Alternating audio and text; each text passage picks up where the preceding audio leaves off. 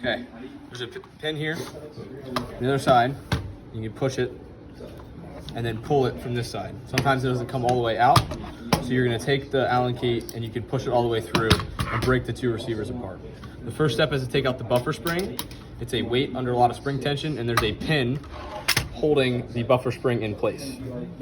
You're gonna push that pin down, and the buffer spring is gonna come out, and you will pull it all the way out. This you can use a lot of force to do. Next up is you're gonna take out the bolt carrier group and the charging handle. You're gonna pull on the charging handle, bolt carrier group will come out, charging handle will be removed. This goes into the bin. For the bolt carrier group, a lot of tiny parts. There's a firing pin, retaining pin right here. That's the first piece that needs to come out. You take your tool, you can pry it out, pull it out, it goes in the bin. Next, you're gonna get the firing pin out. You just tip it upside down, it'll fall out. Next, you have to get out this piece, which is called the cam pin. The bolt will go in, rotate the cam pin 90 degrees so that it'll clear this part, tip it upside down, and it'll fall out. And then you can pull the bolt out the front, put it in here. Once you do that, you're done disassembling. It's time to reassemble. Well, that's it? And then That's it? to reassemble, to reassemble, you go the opposite direction.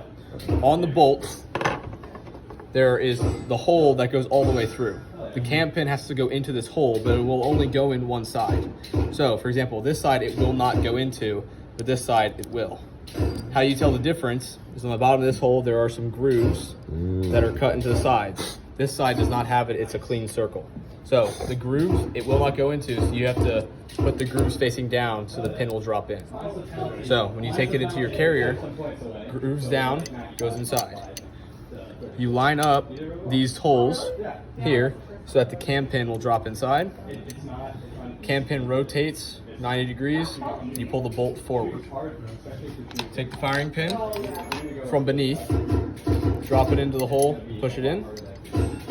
Then from this side, the firing pin retaining pin. This is probably the hardest part. Inside of here, it has to go over top of the firing pin. So a lot of times you push it in, it'll get stuck and it'll get caught. So the best way to do it, push it in, twist until it wants to go, and push downward so that the tip of it will go up above it. And then figure out which way it wants to go, and then push in. Damn. Put this back.